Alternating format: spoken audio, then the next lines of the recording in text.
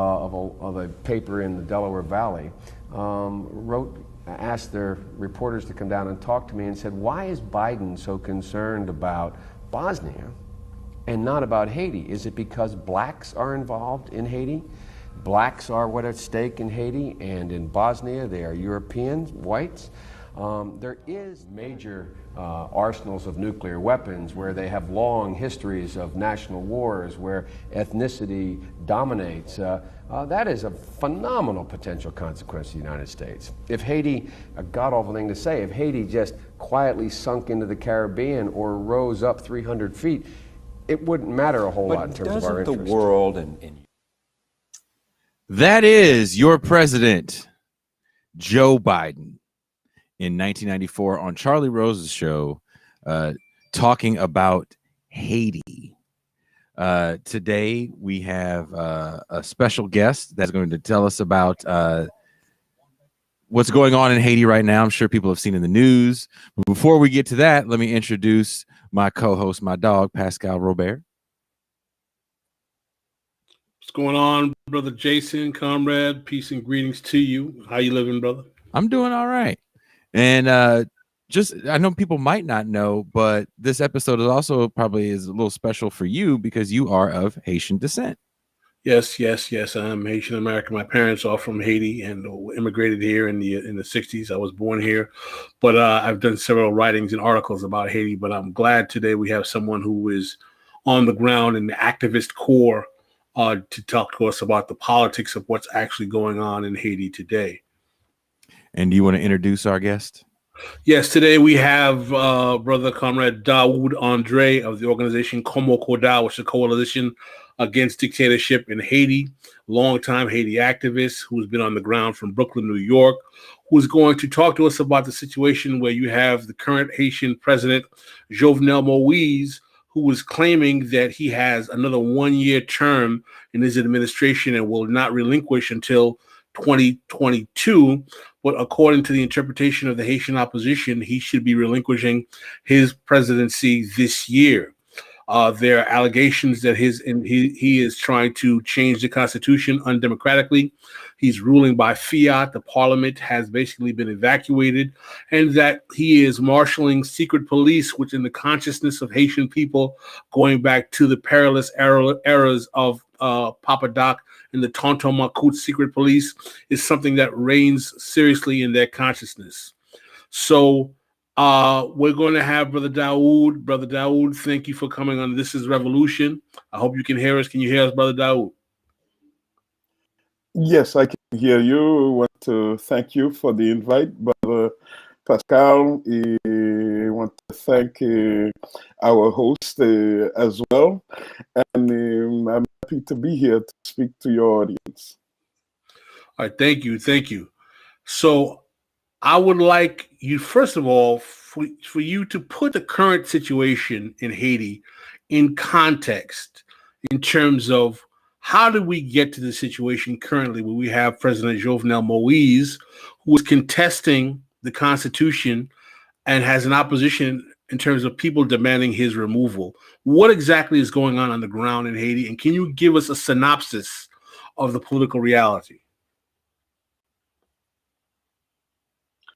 Well, some people, as you said, some in the opposition believe that Jovenel's mandate is up.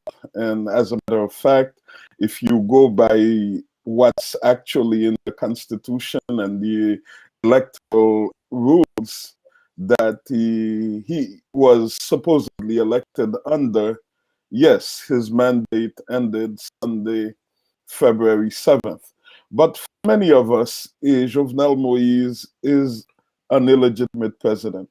He's someone who never really had a mandate from the Haitian people. Now, the estimates are that it's about 12 million people, the population of Haiti. And the Electoral Council, after a first fraudulent election in 2015 and another one in 2016, they said that it's 550,000 votes that Jovenel Moise received. Now, you know, an example that I take with some people. If there are 10 of us in a room and there's something for us to decide on, and only 3 of the people in that room decide to vote on this issue, and the other 7 people say, you know, we don't agree with this, we are not participating in the sham, you cannot say that this is uh, something that is legitimate, that this vote of 3 people binds the other 7 people in this room. So it's kind of like something like this. So we have to say that it's not, you know, Jovenel Moïse or the PHTK party. That's the party. It's called the Parti Haïtien Tête Calée. It's like bald head party. It's something that means nothing, basically, and it's a vulgar connotation, as a matter of fact. And there is an interesting article in the publication, online publication, that is Aibo Post this week, it has an article about what is PHTK. Because throughout the history of Haiti, you know, since, you know, it became a so-called republic, 1806, with Alexandre Pétion, eh bien, you've had political parties, different political parties, but all of the names have had something to do with the National Party, you know, Party for Progress, Party for Liberation, Party for the People, something that means something. So this article, and I agree with that, is in a way to completely bring our reality as a people, our vision, to nothingness, to garbage. And this the party came from Michel Martelly. Michel Martelly is someone who was handpicked by the Clintons in 2010, the year of the earthquake, to be placed as the president of the country. Of course, so many people, the other political parties, the president of the country at the time, you know, thought that, yeah, you know, who is Michel Martelly? What has Michel Martelly done for the country? We knew Michel Martelly as a musician, goes by the stage name of Sweet Mickey, someone who he spoke about using crack cocaine, someone who he wears women's underwear while performing, someone who uses very, very vulgar language, spoke about the majority of the Haitian people as garbage, people who smell. He spoke about Haiti as, you know, the shithole, you know. And there is an actual video recording of him that is still on YouTube, of him saying, you know, that why would anyone die for Haiti? This place is a place of garbage. And he actually said that, you know, he's not Haitian. He's a Italian. He's a half jokingly is saying these things. That's the historical record. But this is not someone who's ever been involved in working on behalf of the people of Haiti, or encouraging development, encouraging progress, encouraging upliftment of the Haitian people. Rather, this is someone who has been an example of garbage to the Haitian people. As a matter of fact, he calls himself a Shawoni. This is like filth. That's what Shawoni means. It's filth. And that filthiness is what makes him money. This is his history. But anyway, this was the stooge that the Clintons felt the year of the earthquake, when they had stolen so much money. We identify about $6 billion through the CIRH, that's the Haiti Reconstruction Commission, that was created at the United Nations in March of 2010. The earthquake happened January 12th, 2010, and 2 months later, basically, the UN did this thing, and they to have a central body to collect money from governments around the world who wanted to help Haiti rebuild after the earthquake. The president of Haiti, Rene Preval, and the countries in the Caribbean, CARICOM, they had decided to choose PJ Patterson to head this committee. But Hillary Clinton, who was Secretary of State at the time, practically imposed Bill Clinton as the head of the CRRH. $13 billion was promised, and of that, about $6 billion came in. So, of course, the money was stolen, kickbacks, however, and the Clintons, they found other ways to steal money from the Haiti Reconstruction. So there is the Clinton Foundation itself, certainly, that while you had the CIRH, you had government. This is basically governments, corporations who wanted favors from the Secretary of State of the United States, who would give money to the Clinton Foundation, supposedly to help Haiti, but of course, nothing made its way to Haiti. Now, again, there is the State Department, what is called the USAID. All USAID money is controlled by the Secretary of State. And who's the Secretary of State? Hillary Clinton. And there was something also called the Clinton Bush Fund that our dear brother, Barack Obama, he created. He told the American public, if you want to support Haiti, give money through the Clinton Bush Fund. And this was headed by Bill Clinton and George Bush. That's the younger Bush. So for funnels, that money was going to the Clintons.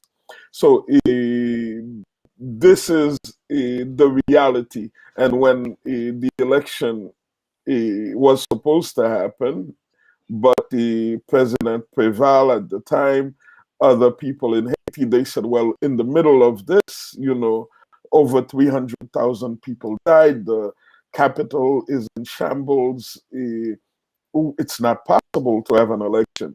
But they insisted. The Clintons, the US government, Barack Obama, insisted that there must be an election. And, this is the power, the might of the United States.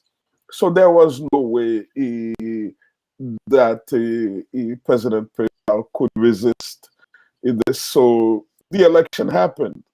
And Martelly, we're told now that he was, there is a person who was working for the OAS at the time, Ricardo Saitenfus, a Brazilian intellectual, who, he's written a lot about this after the fact, and there's a film also by Raoul Peck that is called Fatal Assistance, that you can see the story of this election, where clearly Martelly was at, he was like number 5, something like this, in the number of people who got votes.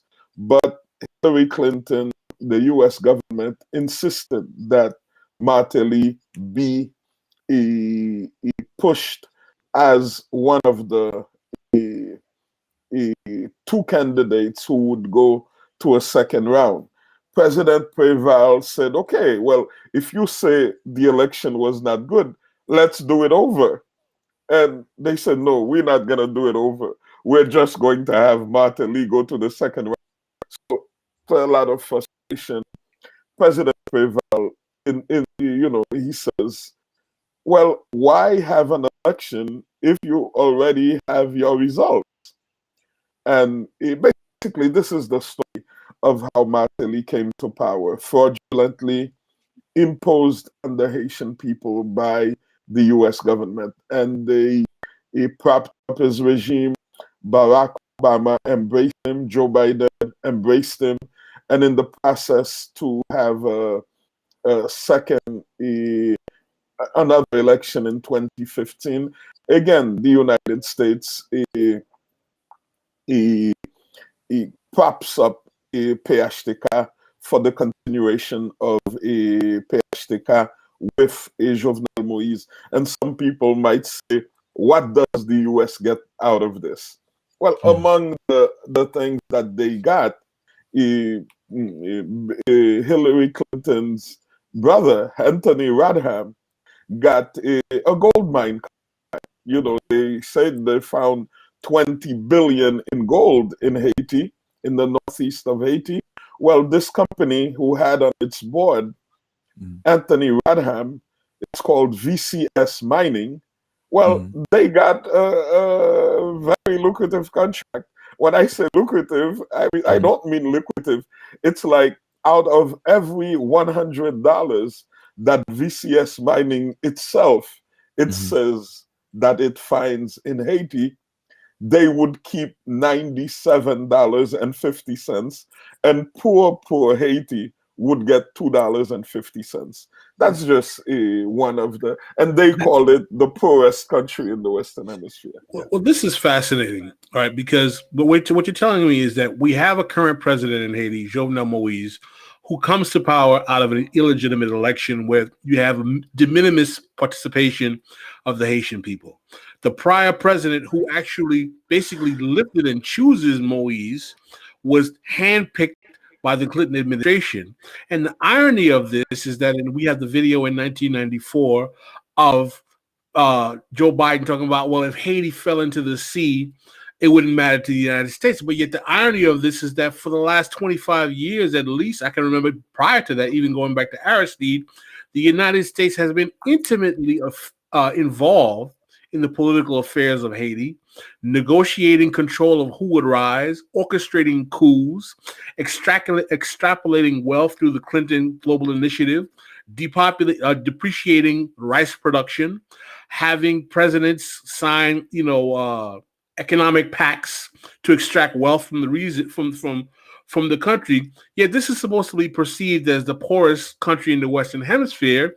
Yet since the 90s, the United States has been particularly involved in all of these mechanisms of economic extraction from the country. So I'd like you to explain to our audience, Brother Daoud Andre, is that what exactly is this, what exactly is the nature of this relationship with Haiti, which is supposed to be this poor country that allows all of these political figures from the United States to constantly use it as a means of extracting resources?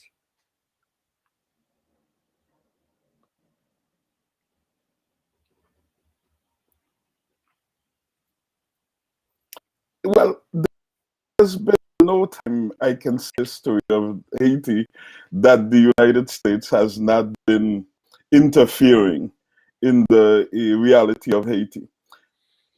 Now, see, I know you've spoken a lot, and I'm sure your audience must know the history of Haiti, where our ancestors, they organized and they fought and they won militarily independence against the French after Napoleon's army, the biggest army at the time, 1804, but they also defeated the Spaniards.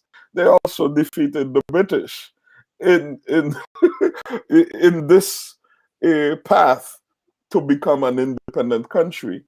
And the United States supported, the French to help them keep this colony. You've written also about the Louisiana Purchase. You've spoken about that, how this basically doubles the territory of the United States in 1803 as a result of this fight, this battle, war that Napoleon Bonaparte was losing. For the United States, the main issue, and not just the United States, the colonial powers, the slave holding European countries of the time, well, they had to destroy this island. They had to destroy this project. They could not allow it to be an example. Our brother Mumia Abu Jamal has a clip where he speaks about Haiti, about the independence of Haiti, about Black August, the Bois-Caïman, the launch of our revolution in 1791, where he says Africans in chains all over the Americas, from Brazil to, I don't know, to New York, from wherever, they looked towards Haiti and they dreamed. They dreamt of freedom. They dreamt of this liberation that happened in Haiti. And they smiled when they thought about their brothers, their sisters on this island. And in our constitution, first constitution of our country, May 20th, 1805, it is Jean-Jacques Dessalines states clearly that any enslaved Black person, any indigenous person who sets foot on this land, you are not just immediately free, but you are a Haitian citizen. And the government of Haiti will fight to the last soldier to protect your freedom. So this is the threat that Haiti represented to the United States, the nearest colonial neighbor, slaveholding neighbor here. And this is why Joe Biden knows that he's lying in this clip. You know, this is why the United States does not recognize the independence of Haiti until the Civil War over here with Abraham Lincoln. Because, as one of their senators said, how can we have slaves in Washington, D.C., building Washington, D.C., and have Black diplomats walking around in Washington, D.C.? What kind of example is this? And so this is I mean, the U.S. invades Haiti in 1915 after years and, you know, decades of shenanigans, plotting with traitors to our country, coup d'etats, you know, all kind of shenanigans.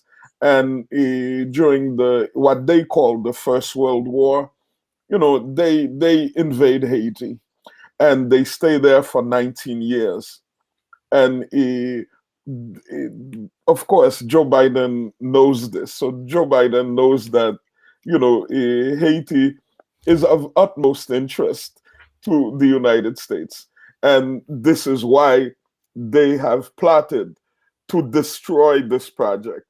The embargo, this is the country that have endured the longest embargo, you know, in the history of this Americas over here, because our ancestors, they dared to fight and they dared to win and to create this independent, this free country for African people who were in chains everywhere else.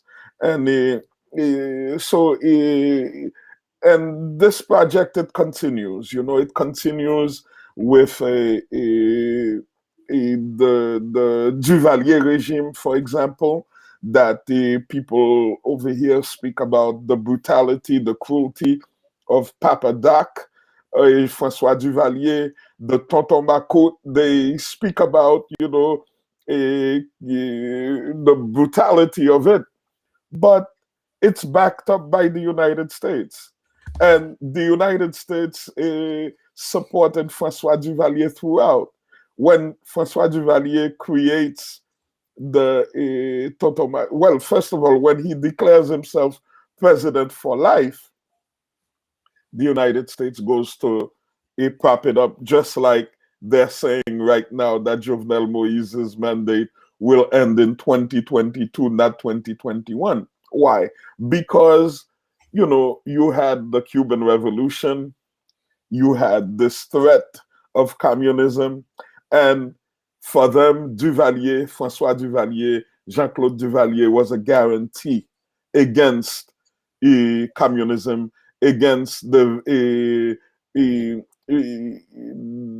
airing of views that were anti the politics of the United States. So when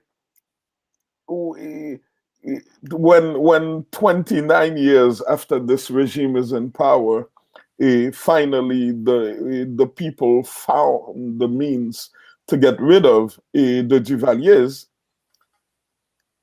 it is the United States that comes with a plane to take him out because he was doing their bidding. So right now, this is the reason. You had this clown puppet, Jovenel Moise, who, despite the long relationship between Venezuela, between Simon Bolivar and Haiti, well, Francisco Miranda, who in 1805, he went to Haiti, and Dessalines gave him aid to liberate South America. One demand, we have to say, that the Haitians asked Dessalines and later Alexandre Pétion, is that wherever you liberate, you must end slavery there. That was the only demand. And Haiti gave guns, they gave money, they gave boats, ships, they gave soldiers to go and fight. You understand? And strategy. Yeah. So in the proper context that you're explaining here, and I say this as someone familiar with the history, is that we have a country that was intimately involved in the liberation of several nations in South America and helped the expansion of the United States and North America. Because it is a Black republic, all it has been receiving is punishment to those efforts because it was an offense to the slave-owning mechanism by which America was elevating itself economically. And American politics has never allowed Haiti to experience success from that experiment from 1804. I have a clip I wanted to play you guys, and I wanted to hear what you guys have to say about this clip I found of Hillary Clinton actually talking about Haiti, and this is right after the earthquake. So I'm going to play this real quick for you guys. Look at that hair, by the way. She's definitely going to report you guys to the manager. Hillary Rodham Clinton, who is coordinating the relief efforts in Haiti. Good morning, Madam Secretary. Good morning, Maggie. We have heard all morning long from people in Haiti who just want help, and they're frustrated that it has been slow in arriving. We've also heard about the many U.S. resources that have been deployed to Haiti. Can you tell the people there and their relatives watching here in this country when you expect these resources will start to make a difference there? Well, they already are. The president ordered a swift, coordinated, aggressive response, and that's exactly what we've been doing. But let me just give you a sense of what we're up against. The airport lost its air traffic control system, and of course it was damaged. In order to get the airport up and going so we can land the kind of heavy planes with the massive amounts of aid that is needed, we had to send in a military team to get the airport running. That has been accomplished. You heard about how the port has been damaged. That is a big problem because that prevents us from getting our ships in. We have a team working on that. We also have our crack search and rescue teams from FEMA and USAID, from Fairfax County, from Miami-Dade, from LA. They're already there on the ground. The Fairfax County team has been working. We've got the 82nd Airborne coming in. The Coast Guard has been magnificent. You know, the depth of it and the extent of it is just unimaginable, as Katie and others are telling you. And depending upon where you are, you may or may not see the results of this coordinated effort, but we're working closely with the Haitian government. The president was safe, but many parts of his government are unaccounted for. They have no communication system.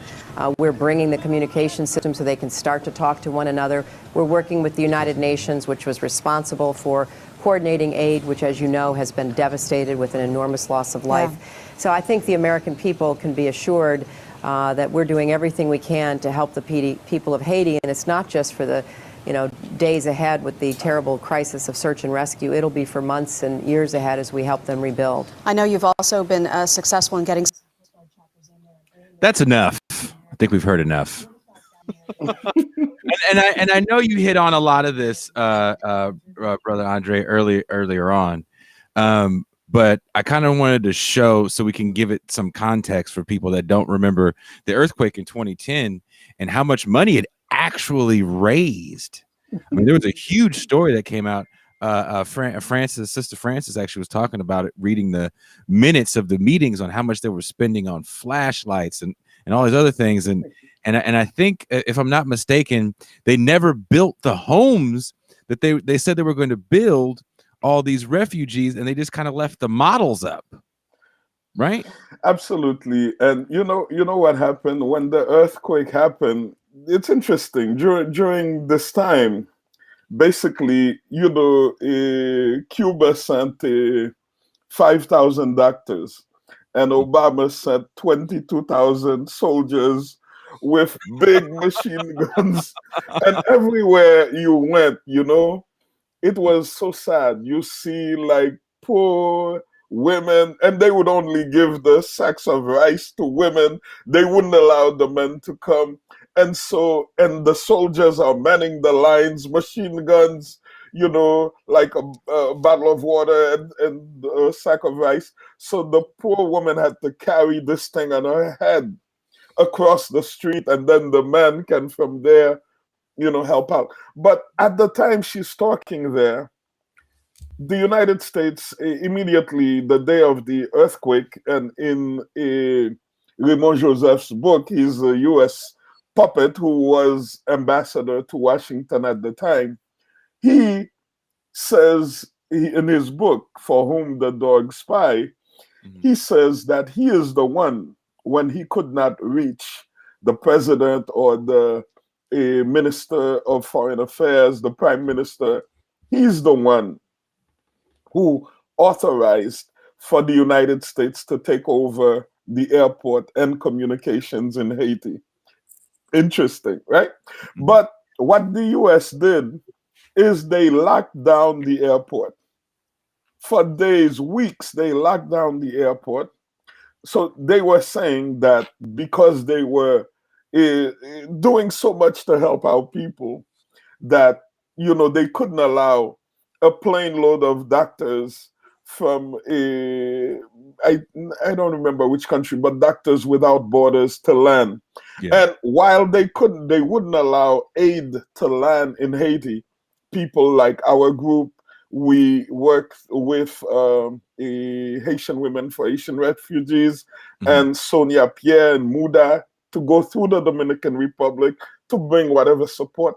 But they locked down the airport. Aid could not come through the airport, but they were bringing in actors, celebrities for photo ops. You understand? And I didn't know that. Pascal, did you know about this too? No, I didn't know about this particular detail. Yeah, I didn't know that. This is what was going on, like the week of the earthquake, and it was so sad that this is what was happening. And when the U.S. Firefighters, things like that, they went straight to the Hotel Montana. This is where the UN, the minister at the time, they had their, VIPs, Now And there was also talk of, and I'm sorry, I'm not trying to cut you off, and I apologize. There was also talk of like rampant prostitution that Oxfam was running while they were there. well, this happens in every country that has, missionaries, NGOs. Missionaries. That's what they do. It's like, but to go back to that prior issue, is the earthquake was really an example of what Naomi Klein, in her book The Shock Doctrine, what she speaks of. So the Clintons, since before, with the United Nations, that's a puppet organization for the US. They had this man called Paul Collier, who's some kind of economics professor, devise a plan to get Haiti out of the condition that it's in. And their plan, Collier's plan, was nothing more than a Caribbean Basin Initiative from Ronald Reagan garbage that says basically, you have to take the land away from the peasants so that they don't feel that they can work and feed themselves, because the only thing that empire needs Haiti for is cheap labor. So this thing was not going anywhere. But once the earthquake happens, the Clintons jump in with both feet. The United States, the UN, they jump in with both feet to make this happen, to create this reality. Because really, this is a country that 19 years of US occupation could not get our people to play baseball. That's the trick, Like if you can get them to do that, like you'll take them anywhere. But it didn't happen in Haiti. And two coup d'etats against President Aristide couldn't get them to do what they to get us where they wanted to bring us. And finally they get this earthquake, and the earthquake is the opportunity that they're going to do everything they want to do. And to do that, they needed to get in power a completely submissive puppet government in the country. And so this is really what brings us here where we are right now, where a lot of people, misguided people, felt that because Jovenel Moïse was doing everything that Donald Trump wanted, they thought that Donald Trump was Jovenel Moïse's puppet master, but in fact it's the United States of America. And whoever is in power is who he will be subservient to. And so this is why Joe Biden, that a lot of Haitians, misguided Haitians, who over here ran to vote for Joe Biden because they thought he was going to be our savior. Really? Even after the opening clip, for those of you guys that are just tuning in now that missed the opening clip, I tend play it again, please. Play it again. Play it again. Play it again. So Joe, you know what? Give me a second. Pascal, help me out, Pascal. I gotta find it. No, I mean what I find interesting here that we're talking about, right, in terms of Jovenel Moïse, the current president. You said something that is very important. Let's not call him president. The current puppet. The current inhabitor of the chair, the puppet, if you will, the puppet is that, in terms of the Trump administration, he was able to provide certain services or be beneficial to the Trump administration. I heard you in an earlier interview talking about how, relative to Venezuela, Jovenel Moise worked very well for the Trump administration in that regard. Can you elaborate in terms of how Jovenel Moise's administration helped facilitate some of the goals of the Trump administration? Well, no, I think it was when the Trump administration decided to declare that Juan Guaido was the president of Venezuela. Just out of the blue, they pick someone, and they said this man is the president of Venezuela. Haitians everywhere were astounded to find that Jovenel Moise joined in this movement to say that Haiti recognizes Guaido as the president of Venezuela. And to understand what that means, you have to know, like I said, from 1805, there's a relationship between the movement that comes to create Gran Colombia in South America, of which Venezuela, Simon Bolivar is the lead person that the world knows of. Of course, with the support of Haiti. And throughout our history, there's been collaboration between Venezuela and Haiti. Haitian merchants travel regularly to buy goods in Venezuela to sell in Haiti. When there is a coup against President Aristide in September 1991, Venezuela is the first country that agrees to receive President Aristide. And President Aristide, we have to say, this is the first individual that was duly elected by a vast majority of the Haitian population. 67% of this vote, President Aristide won. And it's an election that happened with more than 80% of the electorate participating in this election. Imagine that. So when President Hugo Chavez in Venezuela comes to power, I don't know how I can say so much aid that Hugo Chavez has given to Haiti. The Petro-Caribe program in 2007, which is a program where countries get to buy fuel from Venezuela at a time when the price was very high in the world market, at a reduced price.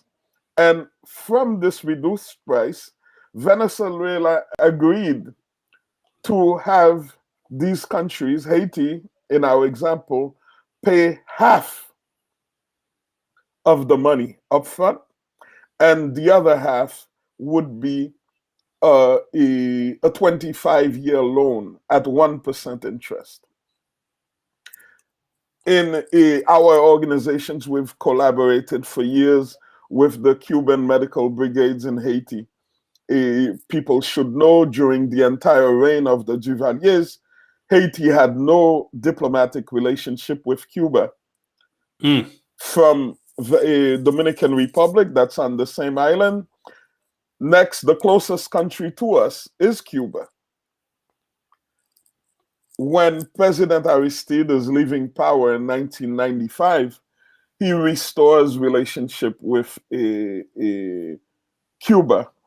And shortly thereafter, under President Preval's first term, you had the first Cuban brigades come to Haiti. And really, this is the first time that the poorest of the poor in Haiti have access to some kind of health care. But the Cubans had the manpower, but they did not have the means. They did not have the medication. They didn't have the vehicles. When, for example, they wanted to do this operation, miracle, it's called, the free eye operations for poor Haitians, free, completely free. they didn't have the means. They had the manpower, but Hugo Chavez, Venezuela, provided vehicles, provided money, provided resources to allow Cuba to provide health care to the Haitian people for free. And I have to say, Cuban doctors are still in Haiti today, though much less as they were at another time.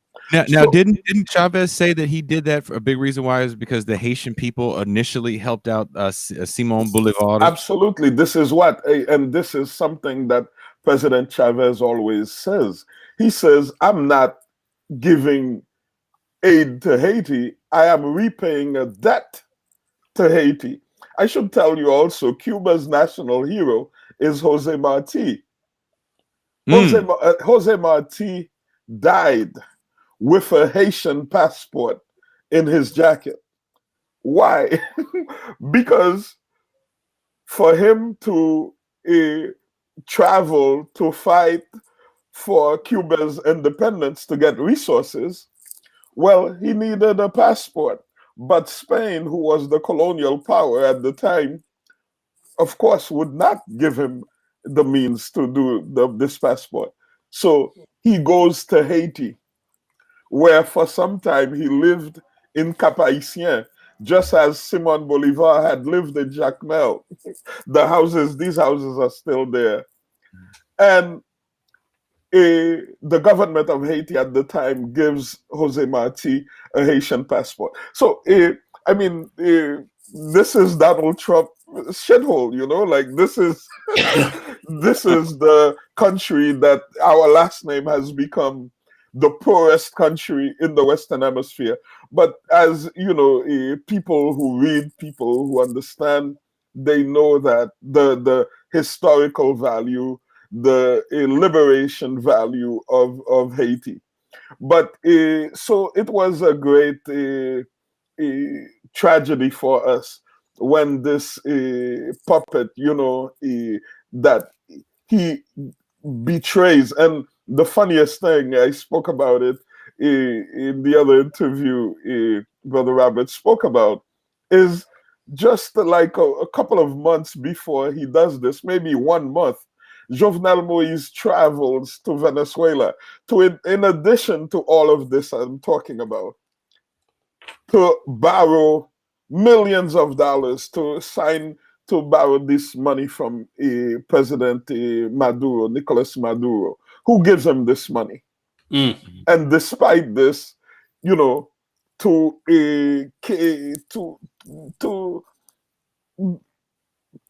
the pleasure of the United States, to show that he's a good slave, and he betrays Venezuela for the United States. Brother Daoud, I have a clip for you. I'm not going to tell you what this is. It is in line with what we are talking about. It is current. So to start the show, I played a clip of Joe Biden from 1994, literally saying he didn't really care if Haiti fell off into the ocean. He said if Haiti sank to the bottom of the Caribbean Ocean, or if it blew up 300 feet into the air, the United States wouldn't give a damn. Wouldn't care. Wouldn't care. Brandon says, Jason and his clips. Yes. While we are not able to monetize the YouTube channel, I'm going to play the shit out of these clips. So enjoy them now, because pretty soon I got to keep this stuff to a minimum. But I think this is right on. This is a clip of President Joe Biden, right? The adult in the room. Now it's all better because the orange man is gone. Everything you've heard so far for the last 49 minutes. This is a clip of Joe Biden campaigning in an area I've actually been to. I don't know how far Pascal is from this area. Little Haiti. 45 minutes. Taking a knee. So keep an eye out when you watch the clip for Pascal walking by with his vote blue, no matter whose side. Just for saying that, he's gonna slap the shit out of me. Joe Biden tested negative again today. He is campaigning here in South Florida. And he met with supporters in Little Haiti Can everybody and hear? Little Havana before heading to Boca Raton. Local 10's Janine Stan with us live now with more on the Vice President's Day today. Janine. This is a presidential campaign like we have never seen. Joe Biden is right now inside Jose Marti Gym. There is not a big crowd. There is one pool group that is actually getting the video and the audio that you are hearing. He's doing it because he's talking about the dangers of COVID-19. And in fact, just a short time ago, he talked about the importance of wearing a mask, even asking President Trump to call for a mask mandate. Take a listen. Since the president entered the hospital on Friday, more than 100,000, since Friday, more than 100,000 more people have been diagnosed with COVID. I hope the president's recovery is swift and successful, but our nation's COVID crisis is far from over. Today, my prayers are with the families of the 210,000 Americans who died from the virus.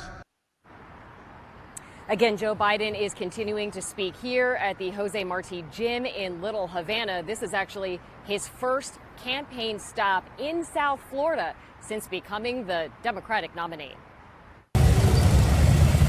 The roar of the motorcade and the arrival of presidential nominee Joe Biden to one of the most important battlegrounds in the country, South Florida, before a stop here in Little Havana. Thank you all. The former VP spoke outside in Little Haiti to a crowd wearing masks, where he said his commitment to Haitian Americans and temporary protected status is clear. This is not the time to lift it. So hold on, I'm gonna have to pause this for a second because now this, of course, is done before Joe Biden takes office, right? This is during the campaign trail. So let's remember that there's been quite a few deportations. This is literally antithetical to what is going on currently with Haitians and Cameroonians. And they're saying this was his first campaign stop. And he's talking about, you know, okay, I'm gonna shut up. But this is the current president, Joe Biden. No quit in America. There's no quit in America. There's clearly no quit in the Haitian community. Biden is also trying to gain ground with Hispanic voters. While Cuban Americans are reliably Republican, the voting bloc isn't one-sided, and the growing number of independent voters here might have a bigger say. South Florida, always so important in presidential elections. It just looks a little different this year, or should we say it looks a lot different this year. Again, the former vice president speaking here at the gym. Like, I mean, that's insane to me. That's insane that he felt so comfortable to go there after, and I'm sure he doesn't remember because to me, he's a little cognitively gone at this point in his life. But someone in his campaign had to have told him, hey, man, in '94, you kind of said some messed up stuff about Haitians. You should probably address that. Doesn't even address it. I mean, the larger point is that this guy is talking about on the campaign trail that he's going to reestablish TPS, temporary protective status, for Haitians once upon being president. And currently, in less than 2 months in his administration, he's already deporting 21-month-old Haitian children. I mean, that I would like, you know, I mean, actually, sorry. Yeah, actually, since the beginning of February, it's more than 500 Haitians that have been deported, and it's 12 flights have gone back, and this is despite the 100-day executive order to stop all deportations, and this is supposedly some technicality, some rule that because of COVID, supposedly to protect the people at the refugees, people seeking some kind of asylum at the borders, the U.S. has been deporting, and it's 1,800 Haitians that on his list to deport. And as Brother Jason said, lots of children and babies in this as well. Somebody in the, I think it's Sister Alice, who put up a note. This is, the Build Back Better, that slogan that Joe Biden's campaign used in Black communities in the United States during the campaign. And it really made us laugh when we saw that. And it's like the same kind of font and everything that was used. And this is the slogan that the Clintons used. The same slogan that the Clintons used for Haiti after the earthquake. Bill Clinton was saying up and down that he's going to build back better. And I was like, wow, how can they do this? Like, the whole world saw what happened, what the Clintons did. Bill Clinton in charge of this Reconstruction money, $6 billion, in Haiti. And for them to have the goal, to use the same slogan to Black people in the United States, to say that they're going to build back Haitian communities, they're going to build back better. I saw also someone else who had a note asking Joe Biden where is his $1,400. I have to tell that person, no, it's $2,000, That's what won them Georgia, Democrats, because they said, these two Democratic senators, next week you will have your $2,000 checks. Yeah. So it's $2,000, not $1,400. I could use any of it at the moment.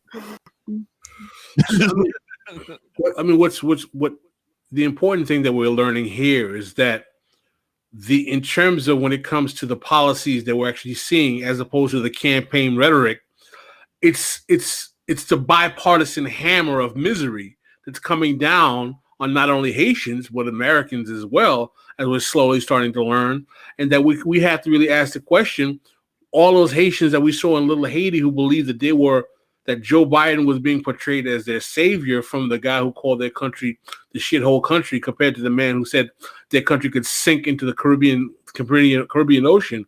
What exactly has that translated to in terms of real policy for America's relationship with Haiti? And what exactly does that mean in terms of those Haitians who have demanded that the Haitian electorate in the United States maintain its loyalty to the Democratic Party? And I'm not saying that they should have loyalty to the Republican Party either. As people know my politics, I'm not a fan of either of the two parties. But what I'd like to ask Brother Daoud Andre is that, do we have a similar situation in the Haitian community that we have, as Black Agenda Report talks about? Do we have a Haitian misleadership class that is channeling Haitian voters in the United States to without question, unceremoniously, just simply support Democrats without making sure that the demands or the best interests of their homeland are seen through? I'd like to hear your thoughts.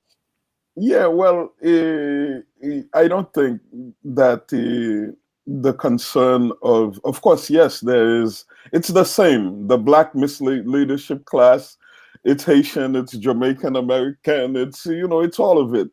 The people who are from our countries who come here and they become U.S. citizens, like, they are loyal to the United States, and they follow the same policies as the traditional Black misleadership class. They are no different. And of course, what was strange is that our organization, Kobokoda, the Committee to Mobilize Against Dictatorship in Haiti, we carried on a campaign from 2014 to the election in 2016 to to stop the Clintons, to say that vote for a dog instead of voting for Hillary Clinton. That was, and we explained why. And we are among people who protested outside of Trump's buildings in Manhattan after he had placed ads in New York City newspapers asking for the death penalty against the young children, black children, who had been wrongly accused and wrongly incarcerated for abuse of a white Central Park jogger. You understand? So we know about Donald Trump. We know who he is, and we protested against him, you know, when other people didn't bother to do such a thing. But we said, even if it's Donald Trump, a real dog who's running against Hillary Clinton, we asked our people to vote for Donald Trump. But at this time, you had these Haitian American politicians who, we have this expression that they are more royal than the king, you know, who were saying, yeah, we are Democrats, and they were campaigning for Hillary Clinton. They were saying, yeah, focus on your needs over here in the United States, that, you know, forget about Haiti, because, you know, just focus on your well-being here. And we said, yeah, well, the history of the Clintons with black people in the United States is not that much better than their history with black people in Haiti. And so today it's the same thing, you know, and these are the same people who were pushing Joe Biden like he was some kind of savior for our people. And what we've always said is that we have to save ourselves, because the United States, whether it's a Democrat in power or a Republican in power, it's the same policy of genocide, of slavery, pillage, plunder that has been since the inception of this country. You see? So no US president is going to bring democracy or human rights in Haiti. You understand? And this is also, people over here have to understand that while you may feel that the policy of the United States, you're not involved in it, but it's the oil from Iraq, that from Libya, you know, that keeps the light on here while I'm here doing this interview, that keeps a standard of living that people over here wouldn't do without. But people have to understand that people who are being killed by US drones all over the world, they are plotting and they are planning, and the first chance they get, you know, they have to fight back, because just as you would if you were in their position and being oppressed, being dominated by another power.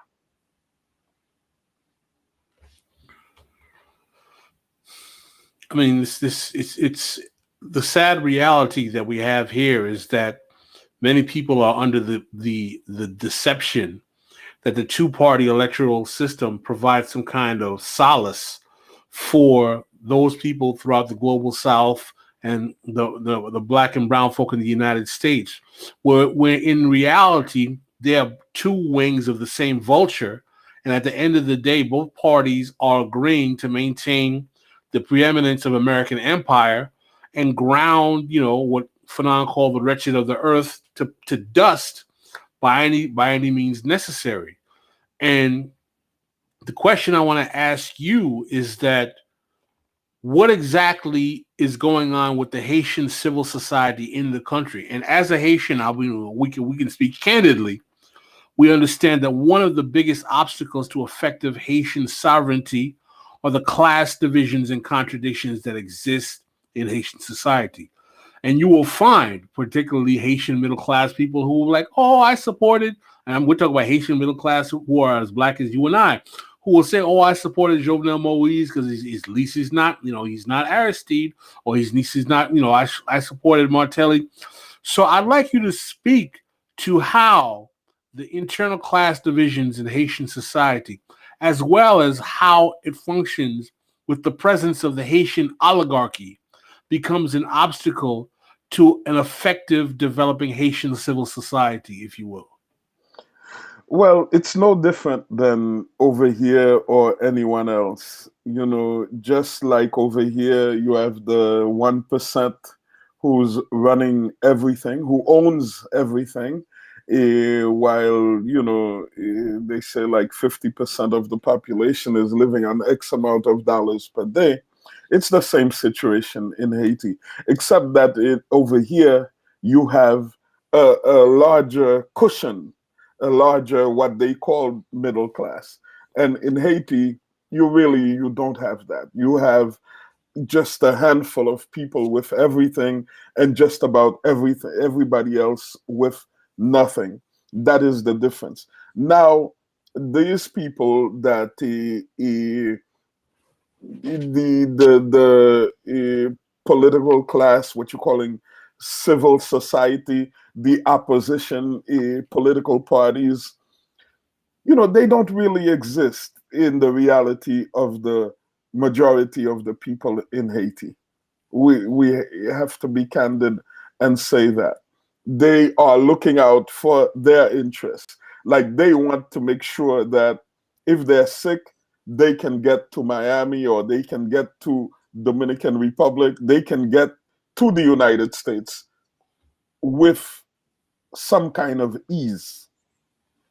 But for the majority of the people, it matters that there's no functioning hospitals available for poor people in the capital of Haiti or in the major cities. One main hospital in the second city of the country, Cap-Haïtien, l'Hôpital Justinien. But if you have a serious injury, you need a serious operation, well, you're going to die. You understand? And so the people in the country, they cannot really count on the civil society or the political parties for their development, for the things they need to change the shithole reality that they are in. So basically, you know, you need, the program is called This is Revolution.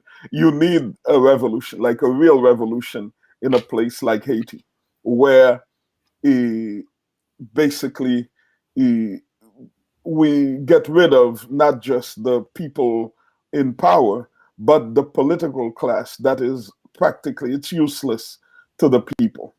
It changes nothing in their reality. And the demands that are being made, if you're following news in Haiti, from the political class, is basically just a kind of musical chairs thing.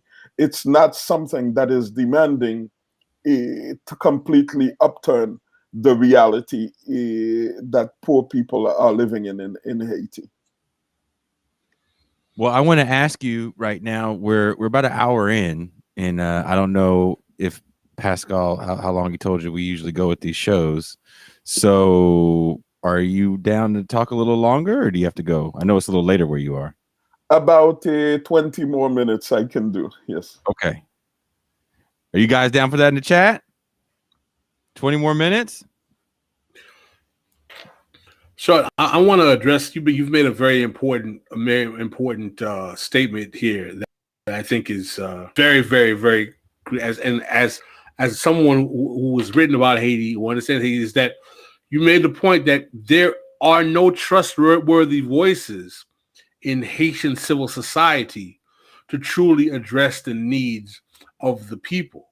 Well, the question in us becomes then, when we see Haitians in the diaspora asking or depending or expecting the U.S. to intervene, who exactly is the U.S. going to use as a vehicle to implement its agenda in the country if we already know that we're dealing with a country in which the civil society is devoid of a consensus that can actually help the majority of the people? Doesn't that create a situation where you're saying that the only option is revolution or nothing? So are you saying is that, the only option to change the situation in Haiti is actually revolution, because there is no way that traditional functioning politics, because of the situation in the country, can make change for the people on the ground? Yeah, it cannot. And salvation for the Haitian people or for people all over the world cannot come from the United States or from, the colonial powers, the people who are benefiting from the suffering of these people. You take a place like the Congo, where millions of Congolese, have died and are dying every day. To bring coltan, for the iPhones, the laptops we're using to make this kind of communication over here. So the United States is not going to decide one day that, what they've been doing is wrong and that they're going to change their ways. They're going to stop, sucking the world dry so that, people around the world can live. You had recently a coup in Bolivia because of lithium. The United States, the major powers, they are in a reality where they say, yeah, they need electric cars, they need, another source for energy. And because Bolivia has a large tap of this resource, and because the government of Evo Morales that was in power at the time was someone who wanted the resources of the country to be used for the benefit of the people, they had to get rid of him. So now in Haiti, the politicians over here, Haitian American politicians over here, who are speaking about asking Joe Biden or asking the US Congress, the State Department, to support the people struggling in Haiti, that is a farce. It will not happen because it cannot happen. How can you tell, someone to not feed its what they feel is their what they want? And the United States, they want everything. They want everything. It's like there's a priest, Jean-Marie Vincent, who was assassinated before the return of President Aristide in 1994. And he's like, yeah, so imagine that a place like Haiti is sending beef to the United States in the 80s. Imagine that, imagine that, we have mangoes. The United States wants the mangoes of Haiti. It needs the avocados from Mexico. And it needs it 24/7, 12 months a year. So they don't care what the Mexicans or what the Haitians are eating. So if it's just dry, just like plantains that remain for the people of Haiti, the United States wants that too. Just like we saw after the earthquake, like rich people like the Clintons, they need to steal money from Haiti. At the same time, they're calling it the poorest country in the Western Hemisphere. So the salvation of the Haitian people, it cannot come from Washington. It cannot come from Paris, from Ottawa. No, it's going to come from the Haitian people in Haiti and Haitian people and our supporters outside of Haiti who have some kind of conscience. You understand? And but unfortunately, a lot of the Haitians here, Haitian who call themselves Haitian American politicians, their first interest is the United States, is securing their position in the United States. So the well-being of the people in Haiti, it's lip service to them. It means nothing to them, you see? And so that's why you had, after the earthquake, you know, Haitian American soldiers in the US Army who went as among the 22,000 soldiers that Obama sent, pointing guns. That's why in the CIRH, you had a professional class of Haitian Americans doing the bidding of the United States, of the Clintons, at the CIRH in Haiti. For me, these are not people who are working on behalf of Haiti. These are people who, you know, they think, they say that, you know, they're doing good in Haiti when they go, you know, they build a well to get some water, they build a little clinic, you know, or they build a small school. But that has nothing to do with the liberation, with the freedom, with the sovereignty of any country, or any country having the ability to define and to design for itself its path towards development. Is China helping out Haiti at all? We had a question actually about assistance from other governments like China. Oh, you laugh. Well, nobody's gonna save us, you know. Yeah. Nobody's gonna save us. As a matter of fact, you know that China has this policy that you cannot have relationship with China if you have relationship with Taiwan. Haiti has a relationship with Taiwan. But Taiwan bribes these governments around South America. You know, it's just a handful of countries right now who still have a relationship with Taiwan, and Haiti is one of them, because whatever the governments in Haiti want or need, you know, it gives it to them so it can have their support on an international level.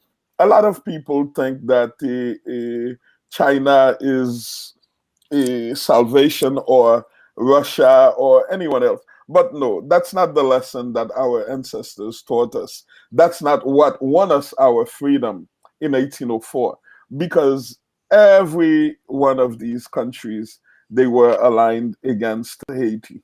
And every country has the right to look out for their interests.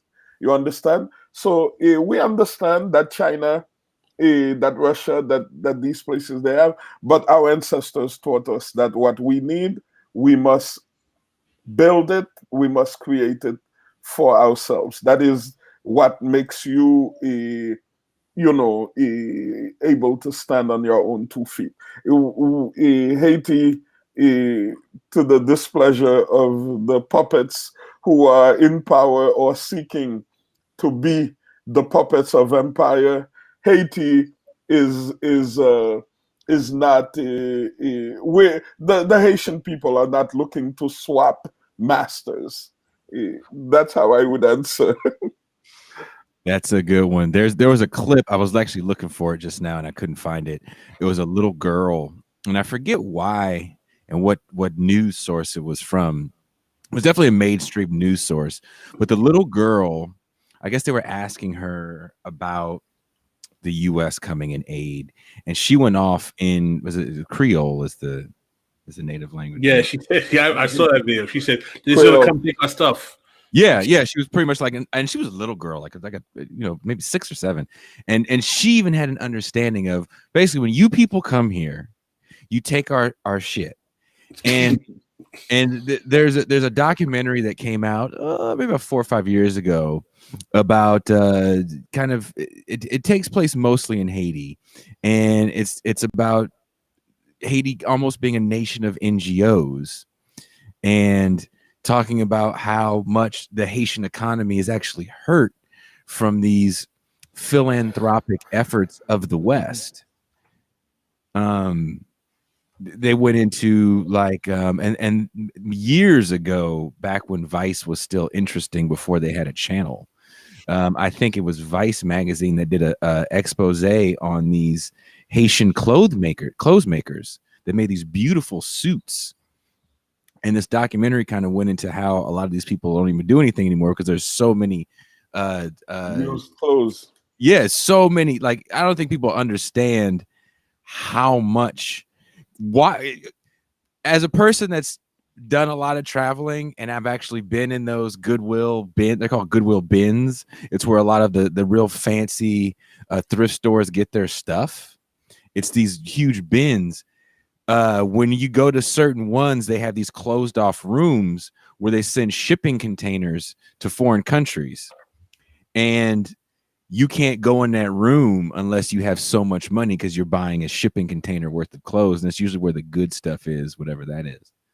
And the only people you see in there are, like, you know, people that look like us, you know, shipping stuff to their native country. And it's pretty interesting, because I didn't really see that, and that documentary literally shows it. You know, a shipping container, and shipping containers, you know, it's not singular, it's definitely plural of clothes, just devastating that handmade clothes economy that existed there at one point in time. Yeah, actually, many of our countries that, and this is also the problem with diaspora communities who bring used cars, used refrigerators, used mattresses.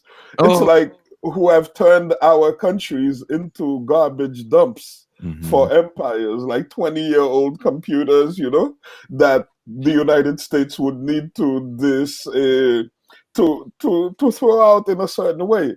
But it's like a lot of us think that we're helping, you know, whereas exactly, it's destruction. And this is when also Bill Clinton, one of the things that during 2010 he apologized for is when the coup happened with President Aristide in 1991, people were saying, you know, you made the coup, return President Aristide to power. And of course, yeah, Bill Clinton returned Aristide to power, but on the terms of the United States. And one of the conditions was exactly that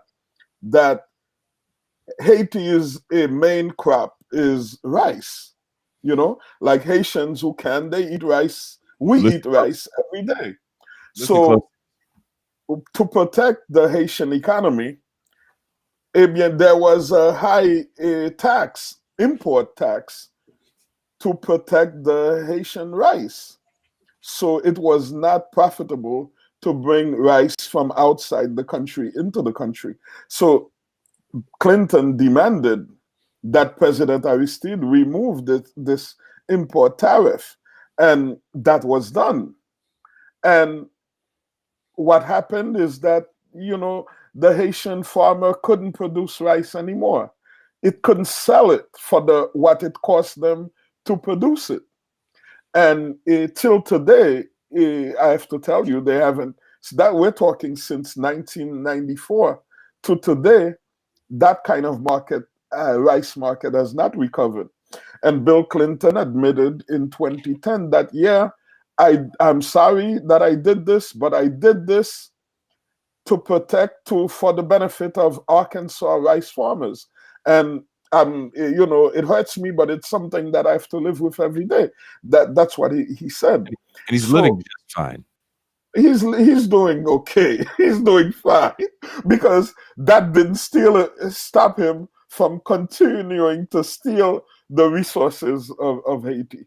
You see, so how sorry was he really? You know, that documentary starts off with that clip of him apologizing, which is almost like a forced apology when you watch it. It feels like there was you don't see the pre-question to him, but it was some sort of press tour he was on. You said 2010, so I don't remember why he was doing this apology. He was at the U.S. Congress testifying, some kind of hearing they were doing. Yeah. But I remember seeing it, and it starts off with that apology, and then it goes, you know, down the rabbit hole of like the Tom shoes. You know, you buy a pair of Tom shoes and there's some little barefoot Haitian. We're gonna put shoes on a barefoot Haitian because without us, they're just barefoot. Yeah, as one of the comments here says, the Arkansas rice farmers, it's subsidized, and so there's no way to compete with that because the U.S. government subsidizes it. Everything. So we took you up another 20 minutes. Thank you so much for taking the time to talk to us. It's been very informative on my end, being non-Haitian, and my understanding of Haiti is through whatever I can get out of Pascal and whatever I've read in U.S. biased publications. So thank you very much, Pascal. Brother Daoud, merci frère pour tout faire pour nous et pour communauté haïtienne aussi. Thank you for what you do for the community, and I appreciate you coming on our show and enlightening us into this history in terms of what's going on in Haiti. Yeah, I want to my last words for a brother, someone who made a comment about sovereignty, a sovereign country fighting for sovereignty.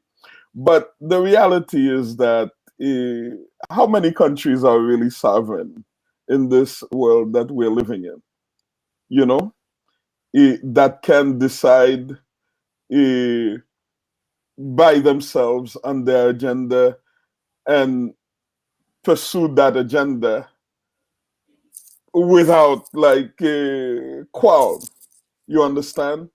And so all of us, countries around the world, I think, are fighting towards sovereignty. But I think even the United States is not as sovereign as it thinks it is. Because I remember I had a South African professor in college who was a prisoner at Robben Island along with Mandela. And he used to say that's Professor Ernest Dubé, by the way. And he said that just as the prisoners at Robben Island were in jail, so were the prison guards. So the United States itself, is not as free. And the people of the United States, they are living through and the same things, the fraudulent elections that I speak of in Haiti is the same thing that happens here as well at every level, and so I think that is people have to keep that in mind, and that we're all in this project for life together. And the more of us invest more of our time, more of our resources towards the end of liberation for the planet, not for any, because when Haiti became independent in 1804, it was all alone among slave-owning countries. You understand? So yeah, of course they were going to suffocate it. They were going to do everything to crush the project, to destroy it. And that's what they're doing. But they have not completely succeeded because Haitians are resisting or continuing to resist. Even outside of Haiti, us that are here, Pascal, who writes on Haiti, who speaks on Haiti, who are struggling however we can, it's furthering that project and to continuing to be a beacon for, real freedom, not sham, puppet, a facade of a democracy when everyone knows, what the game is. So that's the last message I want to leave with family. And thank you guys for the time. Hell of a message, brother. You left on a big note. I got to shut the hell up now. You damn done it. Have a good night, brother Andre. Thank you Bye-bye. So much. Damn, that was a good one, man. I'm glad we did this. Pascal and I've been talking about trying to do a Haiti episode for a while. Kiskiosity actually said that check out Brother Andre on the Gray Zone. So please go to the Gray Zone. They have a YouTube channel. I think it's youtube.com, the Gray Zone. Aaron Mate has about a 46-minute interview. You're going to hear probably some of the same things, but but Mate's a little different. He had some different things he wanted to cover. Aaron Mate also shout out to the Gray Zone, retweeted this episode. So thank you, Brother Aaron Mate. Anything you want to say on the way out, Pascal? I really appreciated our ability to really bring these facts out to someone who had a very, very radical, transformative view of what needs to be done in Haiti. I think Brother Daoud Andre gave a great example for all of us who are, trying to figure out what's going on in this current world where the 1% is trying to suck the blood dry of the majority of people in these conditions. It also makes us think a lot about what are we facing with this Biden administration, in the light of what he said and what he's supposed to do. That's why if anyone's going to go back and watch this show, I open the show with Joe Biden's literally saying Haiti can fall into the ocean, fuck them. And then not a quote. And then also him on the campaign trail just a few months ago in Little Haiti in South Florida, a whole different tune trying to play to a Haitian audience after, but before he had said something quite the opposite of what he was saying about Haitian protective status, which we see right now. There was an article, I don't know where it was in. I know Democracy Now! Is the only place I've really seen the story be run about all these Haitians and Cameroonians being deported. The story is that ICE is gone rogue. And Joe Biden can't control ICE. They're just too quick and strong. So hopefully we'll get some more information about that. Saturday, we will be doing this 9 a.m. Pacific Standard Time, 11 noon Eastern Standard Time. Noon Pascal time is what I like to call it. Pascal time. We're going to have Margaret Kimberly also from Black Agenda Report, also author of the book Prejudicial. We're going to be talking about her book and the current administration. We'll probably even talk a little bit of China with Margaret. We'll definitely talk a little bit more about Judas and the Black Messiah with Margaret. For you guys that tuned into that episode, thank you very much for tuning into that. And we're also going to have Marcus from the Left Flank Vets on the show to talk about this as well. Someone asked when we normally do our streams. We have our live streams on Tuesday, Thursday, and Saturday afternoon at noon Eastern Standard Time. It's Tuesday, 9 p.m. Eastern Standard Time, Thursday, 9 p.m. Eastern Standard Time, and on Saturday, noon is when we do our streams, unless we have any special segments that we might be doing. So we're trying to bring you that content that makes you, challenge the status quo and keep your minds on trying to find a solution to the situation we're all in here. And we also have the audio podcast that comes on every Wednesday and Sunday. So wherever you get your podcasts, Apple, Spotify, SoundCloud, Pandora, whatever I missed. It's there. Sometimes the guests are a little different. The episode right now is our conversation with former Black Panther, formerly incarcerated, 43 years. Eddie Conway is the current episode right now. Check it out. That was a really good one. We talk, of course, the Black Panthers, and we also talk how he views modern day Black Lives Matter in that same context. What else do we have to plug? Tuesday, we got Jean Bajlan and Cuba's coming back. I think we're going to talk the military-industrial complex, like have a deep dive into actually how it works. People say it a lot, but actually how that motherfucker works from a motherfucker that literally was inside it. Does that sound cool to you, Pascal? Sounds good to me, brother. All right. Thank you, guys. And I'm going to leave with a clip because, again, I'm going to keep playing these clips till they stop until we monetize this channel. And this is a clip actually from an Al Jazeera story about, I think it's called Haiti as a Nation of NGOs. And it came out around the time that the story broke of the Oxfam plundering of Haiti. So here it is. Thank you guys. I appreciate everybody for checking this out. Shout out to my mom, who I'll see tomorrow in the morning. Peace. 2010, just 24 hours after the earthquake. His ambulance disabled, we found Ralph Senecal treating as many victims as he could from the ruins of his collapsed paramedic clinic, losing victims throughout the night. I have over 12. I have about 6 in the street. Some of them, the family took them to bury them. A year after the disaster, the ambulance service is back on its feet, but only just. This is where Ralph's ambulance was parked when the building collapsed. Now, on the night we arrived, he was using it to treat the stream of victims arriving here with horrific injuries. A year later, it's hard to believe how little progress has been made.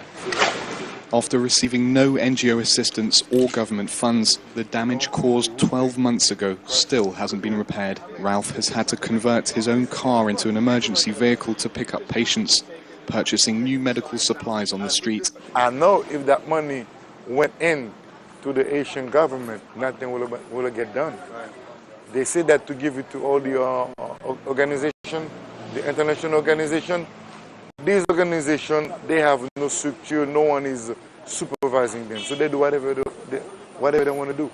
Many of the millions raised for Haiti's recovery have gone to international NGOs, but the appearance of cholera has raised new questions about their capabilities. At this camp in Port-au-Prince, water is delivered untreated. More than 10 camp residents here have since become sick. Families are given chlorine tablets to purify 2 buckets of water a day, but residents say that's not enough. They give us 12 tablets and it doesn't last the week. My family consumes 6 buckets of water a day, so it's not enough for us. The NGO in charge of sanitation has spent less than a third of the $45 million it's raised for Haiti this year, but representatives say they're looking at the long term. We have not spent all of it. We have enough funds to keep on working for the next few months. We plan to just continue distributing aquatabs and soap and doing hygiene promotion at least until the end of March, and then we'll continue for as long as we can. But during our visit, the aid workers were confronted by angry residents who said many families were having to drink untreated water. The clearest sign that the system's not working is that cholera continues to claim new victims, and Haitians are still burying their dead in unmarked graves a full year after the earthquake. Sebastian Walker, Al Jazeera, in Port-au-Prince, Haiti.